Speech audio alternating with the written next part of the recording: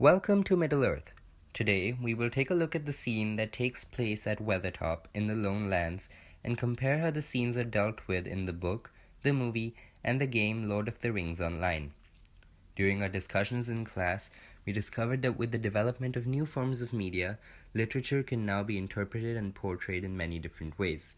And this particular scene from The Lord of the Rings is a great example of how scenes from books can be portrayed in different ways. So in the movie, Frodo, Sam, Merry, and Pippin start their journey from Bree's South Gate towards Rivendell with Strider through the Midgewater marshes. They stop to rest at Weathertop during their long and eventful journey. In the book, they travel to Weathertop in hopes to find Gandalf during their journey. However, the game follows a slightly different path, and gamers arrive at the Weathertop by traveling from Bree through the Forsaken Inn. While we do see many differences between the game, the book, and the movie, the game does a very good job of creating a similar mood and setting for the scene as described in the book. The book sets a theme of suspense and fear surrounding the scene, and the game and the movie do the same, although in different ways. In the game, we play during the night and we can see that it is raining and it's windy. In the book, Mary said it had a rather barrow whitish look. And the movie portrays the Weathertop in low lighting with dark clouds in the background. As you can see, each of these scenes portray the same feeling in very different ways. Lord of the Rings Online takes a different approach to the plot. We play characters that are not part of the Fellowship and encounter very different enemies as we discuss. Throughout the journey towards the top of the hill, we encounter several enemies such as orcs and wargs. In fact, we don't even travel to the top with Strider. The book, movie, and game treat the journey towards the top in very different ways. In the book, not much is described about the journey towards the top.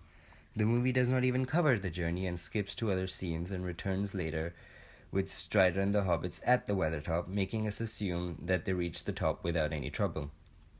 The game, however, takes a much deeper look into the journey towards the top. We meet Candaith, a ranger who has set up camp at the foothills of Weathertop. After meeting him, we are presented with a set of quests, most of which involve the gamer attacking orc camps on and around Weathertop. While in both the book and the movie we don't encounter any orcs or other enemies on the journey towards the top, the book does mention that some orcs were seen from Weathertop. The quest begins with Candaith asking to be protected on the journey to the top of the Weathertop. Throughout the quest, the theme of fear and suspense is continued in various ways. One, as we discussed, was the weather and the setting.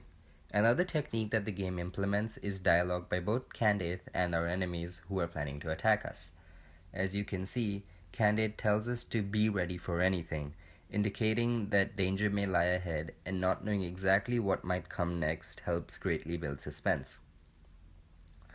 That being said, one parallel I saw between the game and the movie was when the characters separate and travel on different paths.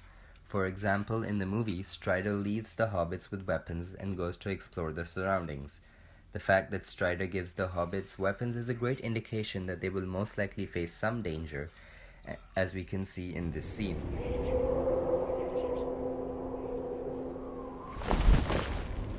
These are for you. Keep them close. I'm going to have a look around. Stay here.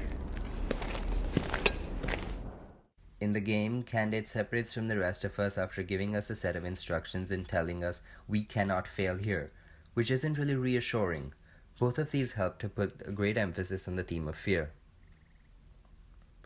As we reach the top of the hill, the gameplay becomes very intense. Candaith has been greatly injured and we have left him behind. In the book and the movie, the hobbits and Strider battle the ring wraiths. However, the game digresses from this, since we aren't exactly following the story of the book, and instead we battle orcs, wargs, the Uruk-hai leader Rigul, and a mountain troll. This is where the main difference can be seen in how a game approaches a story. While the final outcome of the book and the movie will always remain the same, Strider and the hobbits will battle the ring wraiths, and in the end Frodo will get stabbed. The outcome of the game is very different and depends on how well we play. It is very possible to die in this game, which would change the way the story progresses, although we do have the opportunity to respawn. For example, my level was too low to defeat the mountain troll, and in one swift hit from the troll, I was defeated. The very top of Weathertop is where I feel that the book, the movie, and the game have done a great job in setting the scene and are all almost identical to each other. The book describes the Weathertop as the following. On the top they found, as Strider had said, a wide ring of ancient stonework, now crumbling or covered with age-long grass. But in the center a cairn of broken stones had been piled. They were blackened as if with fire. As you can see, the movie and the book and the game have nearly identical scenes from the Weathertop.